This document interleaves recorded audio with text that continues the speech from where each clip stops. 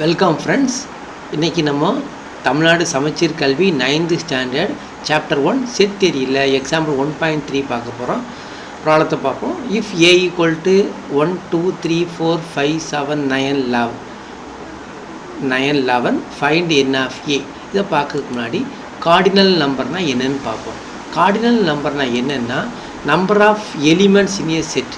ஒரு செட்டில் உள்ள எத்தனை எலிமெண்ட்ஸ் இருக்கோ அதெல்லாம் கார்டினல் நம்பர். இந்த செட்டில் இப்போ பார்த்தீங்கன்னா 1 2 3 4 ஒரு எலிமெண்ட், 5 ஒரு எலிமெண்ட், 7 ஒரு எலிமெண்ட், 9 ஒரு எலிமெண்ட், 11 ஒரு எலிமெண்ட், இதெல்லாம் elements. Number of elements in set வந்து கார்டினல் நம்பர்.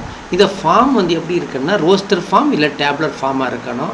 சப்போஸ் வேறு ஏதாவது ஃபார்மில் இருக்குது, அதாவது descriptive form, set builder form, அந்த மாதிரி ஏதாவது ஒரு ஃபார்மில் இருந்துச்சுன்னா ஃபஸ்ட் நம்ம வந்து அந்த ஃபார்மை ரோஸ்டர் ஃபார்ம் இல்லை டேப்லர் ஃபார்முக்கு கன்வெர்ட் பண்ணிக்கிட்டு நம்ம கார்டினல் நம்பர் கண்டுபிடிக்கணும்.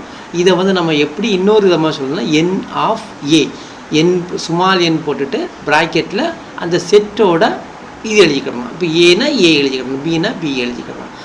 சரி, இப்போ நம்ம இந்த ப்ராப்ளத்துக்கு ஆன்சர் பார்ப்போம். If A equal to 1 2 3 4 5 7 9 11 find N of A. N of A என்னது கார்டினல் நம்பர். எத்தனை இருக்குது?